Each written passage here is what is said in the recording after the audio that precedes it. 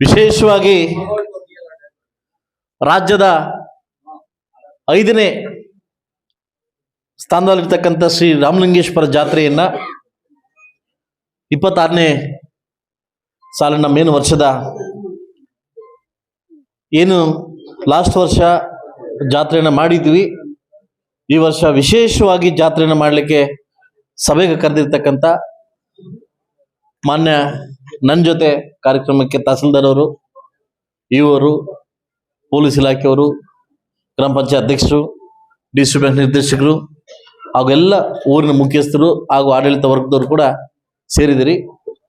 ಕಳೆದ ವರ್ಷ ಏನು ಅವಾಂತರ ನಡೆದಂಗೆ, ಪಿಟ್ಪಾಟಕ್ಕೆ ಆಗ್ದಂಗೆ, ಗಲಾಟೆಗಳಾಗ್ದಂಗೆ ತುಂಬಾ ವಿಶೇಷವಾಗಿ ಈ ಜಾತ್ರೆ ನಡೆಸ್ಕೊಟ್ಟಿರ್ತಕ್ಕಂಥ ಪೊಲೀಸ್ ಇಲಾಖೆಗೆ ನನ್ನ ಕಡೆಯಿಂದ ಒಂದು ಚಪ್ಪಾಳೆ.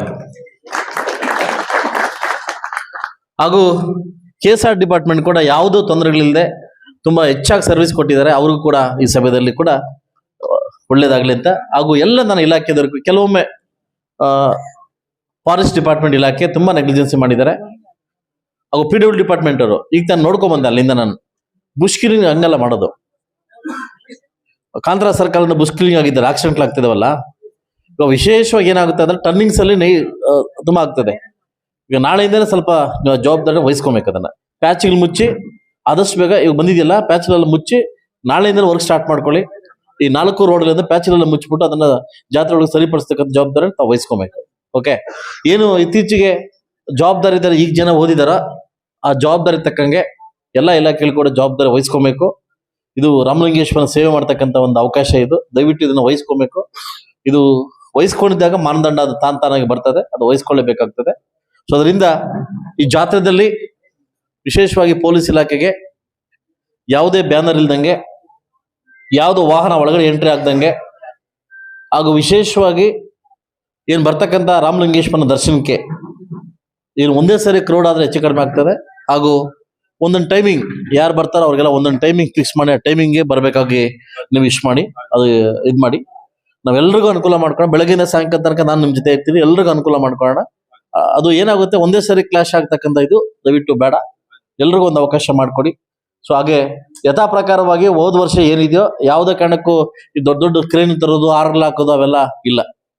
ಏನು ಈ ಜಾತ್ರೆಯನ್ನ ಒಂದು ಟಾಸ್ಕ್, ನಿಮ್ಮ ಜಾತ್ರೆ ಸ್ಟಾರ್ಟ್ ಆದ್ಮೇಲಿಂದ ಪಲ್ಲಕ್ಕಿವರೆಗೂ ನನಗೊಂದು ಟಾಸ್ಕ್ ಇದು. ಯಾರಿಗೇನು ಹೆಚ್ಚು ಕಡಿಮೆ ಆಗ್ದಂಗೆ ನೋಡ್ಕೊಳ್ಳೋದು ಒಂದು task. Every day evening morning ಬಂದು ನಾವು ಇದು ಮಾಡ್ಕೊಂಡು ಹೋಗ್ತಾ ಇರ್ತೀವಿ. ಅದರಿಂದ ಯಾವುದು ಪಲ್ಲಕ್ಕಿಗಳಾಗ್ಲಿ, ಆರ್ಗಳಾಗ್ಲಿ, ಬಿಲ್ಡಪ್ಗಳಾಗ್ಲಿ ಈ ತರ ಅವಕಾಶಗಳು ಯಾರು ಮಾಡ್ಕೊಡೋದು ಬೇಡ. ಇದು ರಾಜಕೀಯ ವೇದಿಕೆ ಆಗೋದು ಬೇಡ, ರಾಜಕೀಯಕ್ಕೆ ಸುತ್ಕೊಳ್ಳೋದು ಬೇಡ. ಇದು ರಾಮಲಿಂಗೇಶ್ವರನ ಕೃಪೆ. ನಿಮ್ಮೆಲ್ಲರಿಗೂ ಗೊತ್ತಿದ್ದಂಗೆ ಲಾಸ್ಟ್ ಸೆಷನ್ ಅಲ್ಲಿ ಆವಣಿ ಜಾತ್ರೆ ಬಗ್ಗೆ, ಆವಣಿ ರಾಮಲಿಂಗೇಶ್ವರನ ಬಗ್ಗೆ, ಇದರ ಪ್ರತಿಷ್ಠೆ ಬಗ್ಗೆ ಸೆಷನ್ ಮಾತಾಡಿ ಗಮನ ಸೆಳೆದಿದ್ದೀನಿ. ಇಡೀ 224 ಕ್ಷೇತ್ರ ಕೂಡ ಬಂದು ಕೇಳಿದ್ರು, ಅಷ್ಟು ಚೆನ್ನಾಗಿದೆ ಜಾತ್ರೆ ಅಂದ್ಬಿಟ್ಟು. ಇನ್ನೊಂದು ಕೆಲಸ ಮಾಡಿದ್ದೀನಿ, ನನ್ನ ಒಂದು ಖಾಸಗಿ ಶೂಟಿಂಗ್ ಏನಿತ್ತು ಅದು ಇದ್ರಲ್ಲಿ ಮೊದಲೇ ಮಾಡ್ಬೇಕಾಗಿತ್ತು.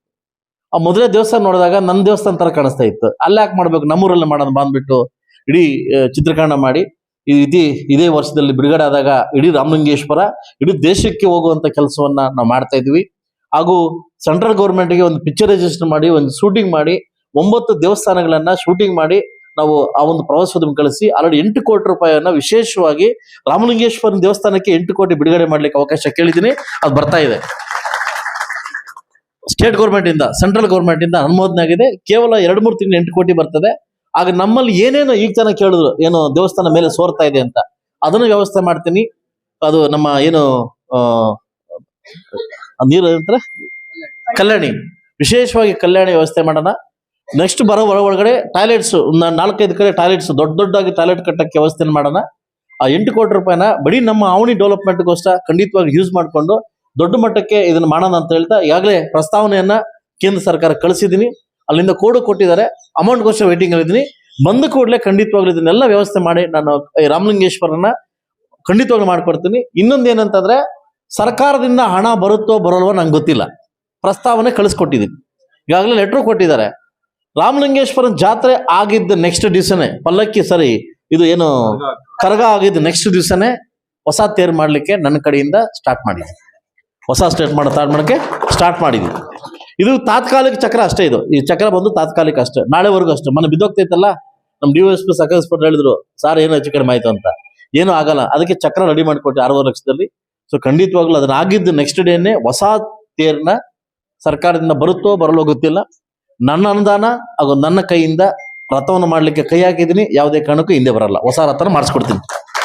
ಹಾಗೂ ವಿಶೇಷವಾಗಿ ನಮ್ಮ ಯುವಕರು ಹೇಳ್ತಾ ಇದ್ರು, ನೀವಿಲ್ದೆ ಜಾತ್ರೆ ಇಲ್ಲ, ನೀವೇ ಜಾತ್ರೆ ಮುಖ್ಯಸ್ಥರು. ಏನಾದ್ರು ಹೆಚ್ಚು ಕಡಿಮೆ ಆಗಿದ್ರೆ ಅದನ್ನ ನಾನು ಅವ್ರ ಕಡೆಯಿಂದ ಸರಿಪಡಿಸ್ತೀನಿ.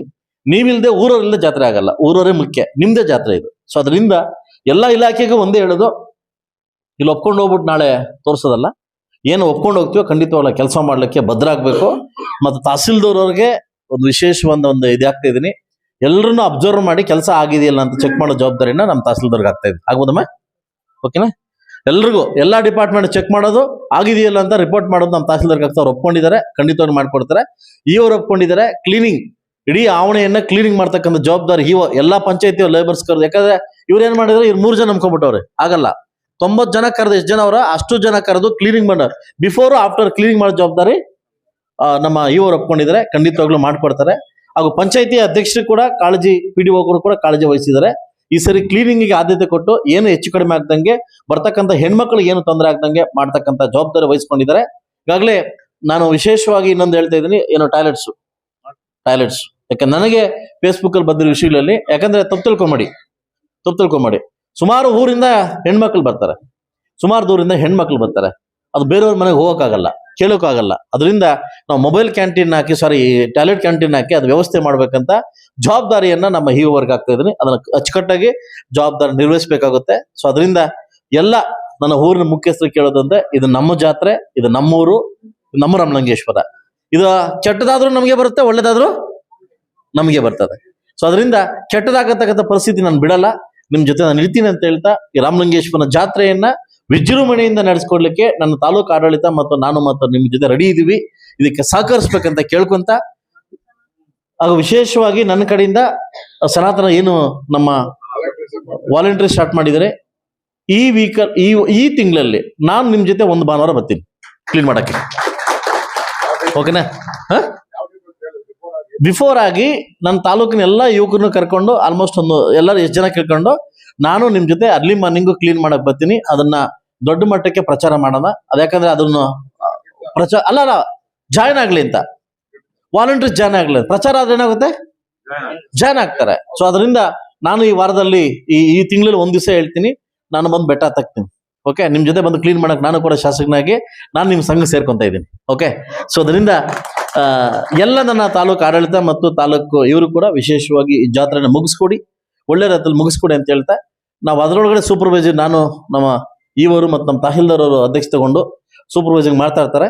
ಮಾಡಿ ನಿಮ್ಮ ಜಾತ್ರೆನ, ನಮ್ಮ ಜಾತ್ರೆನ ದೊಡ್ಡ ಮಟ್ಟಕ್ಕೆ ಮಾಡ್ಲಿಕ್ಕೆ ಅವಕಾಶ ಕೊಟ್ಟಿದ್ದಕ್ಕೆ ರಾಮಲಿಂಗೇಶ್ವರನಿಗೆ ಥ್ಯಾಂಕ್ಸ್ ಹೇಳ್ತಾ, ಪೊಲೀಸ್ ಇಲಾಖೆ ಸ್ವಲ್ಪ ಕನ್ನೆಟ್ಟಾಗಿ ಎಚ್ಚರದಿಂದ ಅದನ್ನು ಮಾಡಬೇಕಾಗ್ತದೆ.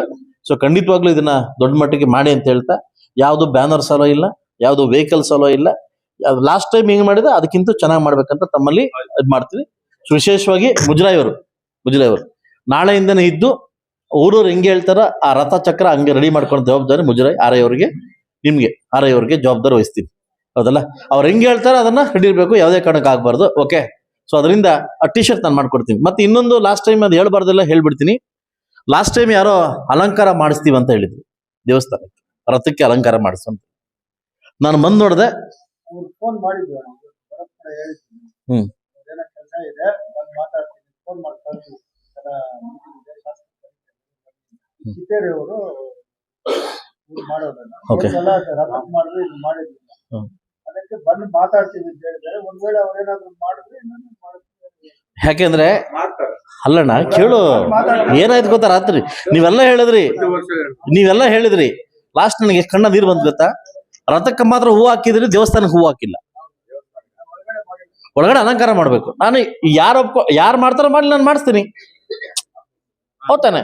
ಯಾರು ಮಾಡಿಸ್ತಾರ ಮಾಡಿಸ್ಲಿ, ಇಲ್ಲ ನಾನು ಮಾಡಿಸ್ಕೊಡ್ತೀನಿ. ನಮ್ ಜಾತ್ರೆ ತಾನದು. ಅಲ್ಲೆಲ್ಲ ಮಾಡ್ಬಿಟ್ಟು ಒಳಗಡೆ ಅಲಂಕಾರ ಇಲ್ಲ ಅಂತಂದ್ರೆ ಅದೆಷ್ಟು ಮಾತ್ರ ಸರಿ ಅನ್ಸುತ್ತೆ. ಸೊ ಒಂದು ನಿಮಿಷ ನನಗೆ ಇದನ್ನ ಬೇಗ ಹೇಳ್ಬೇಕು. ಅವರಿಗೆ ಒಂದು ವಿಶೇಷ ಸನ್ಮಾನನ ಇಟ್ಕೊಬೇಕಾಗ್ತದೆ. ಆ ಜವಾಬ್ದಾರಿ ನೀನು. ಓಕೆ, ಸೊ ಹಾಗೂ ವಿಶೇಷವಾಗಿ ಅದೇ ಬಹುಮಾನದ ಬಗ್ಗೆ ಹೇಳ್ತಾ ಇದ್ರು, ಎತ್ತುಗಳ ಬಗ್ಗೆ ಲಾಸ್ಟ್ ಟೈಮ್ ಕೊಟ್ಟಿಲ್ವಾ? ನಿನ್ ಕತೆ ನೀವು ಎಲ್ರು ಕೊಡ್ಬೇಕಂತನಾ? ಅಲ್ಲ ಸರ್, ನಾಲ್ಕು ನೋಡ್ಕೊಂಡು ಕೊಡ್ಲಿ. ಯಾರು ಕೊಡೋದು? ವೆಟರ್ನರಿ ಅಮ್ಮ ಲೈ ಪೈಕಿ ಕೇಳದ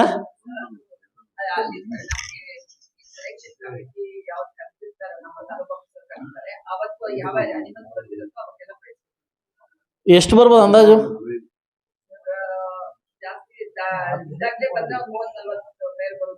ಹಾ, ಎಲ್ರಿಗೂ ಒಂದು ಗಂಧದ ಹಾರ ಮೊಮೆಂಟ ಕೊಟ್ಬಿಡು ಜಾತ್ರೆದು. ಹಾ, ಆಗ್ಬೋದಾ? ಎಲ್ರಿಗೂ ಒಂದೊಂದು ಹಾರ ಮೊಮೆಂಟು. ಹೂನುಲೆ ಹೂನು. ಅದೇನ ಪ್ರೈಸು? ಅದೇ ಹೇಳ್ತಾರೆ ಮೊಮೆಂಟು ಅದ್ರ ಸೀಲ್ಡು. ಹಬ್ಬ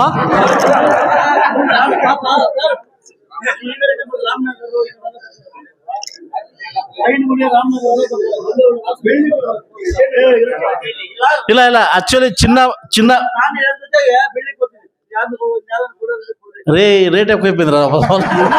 ಇಲ್ಲ ಬೇಡ, ಇಲ್ಲ ಯಾರು ಬೇಡ, ದಯವಿಟ್ಟು ಆತರ ಬೇಡ ಬೇಡ ಬೇಡ, ಅದು ತಪ್ಪಾಗುತ್ತೆ, ಅದು ಬೇಡ. ಅದು ಚಿನ್ನ ಬೆಳ್ಳಿ ರೇಟ್ ಜಾಸ್ತಿ ಆಗ್ಬಿಟ್ಟದೆ, ಅವೆಲ್ಲ ಮಾಡೋದು ಬೇಡ. ಚಿನ್ನ ಬೆಳ್ಳಿ ಅಲ್ಲ, ಎಲ್ರಿಗೂ ಮೊಮೆಂಟ್ ಅಮ್ಮ, ಮೊಮೆಂಟ್ ಆದ್ರೆ ಸೀಟ್ ಕೊಡು, ನಮ್ ಜಾತ್ರೆ ಇದಾಕ್ಬಿಟ್ಟು ಒಂದು ಇದ್ ಮಾಡ್ಕೊಡಿ. ಆಗುತ್ತಲ್ಲ ಮಾಡಿಸ್ಕೊಡ್ತೀನಿ. ಚಿನ್ನ ಬೆಳ್ಳಿ ಅಲ್ಲ, ಮೊಮೆಂಟು. Okay, thank you. ಹಾಗೂ ಕಾರ್ಯಕ್ರಮಕ್ಕೆ ಗ್ರಾಮಸ್ಥರ ಮುಖಾಂತರವಾಗಿ, ಮಾಧ್ಯಮರ ಮುಖಾಂತರವಾಗಿ ಹಾಗೂ ಎಲ್ರಿಗೂ ತಾಲೂಕು ಆಡಳಿತ ಎಲ್ಲ ಸೇರಿದ್ರಿ, ಅವಕಾಶ ಕೊಟ್ಟಿದ್ದಕ್ಕೆ ವಿಶೇಷವಾಗಿ ಧನ್ಯವಾದ ತಿಳಿಸ್ತಾ, ಇದನ್ನ ಹೆಚ್ಚು ದೊಡ್ಡ ಮಟ್ಟಕ್ಕೆ ಮಾಡ್ಕೊಡೋಣ ಅಂತ ಹೇಳ್ತಾ ಅವಕಾಶ ಕೊಟ್ಟಿದ್ದಕ್ಕೆ ಎಲ್ರಿಗೂ ಒಂದು ಮಾತು ಮುಗಿಸ್ತೀನಿ. ನಮಸ್ಕಾರ ಹೇಳೋಣ.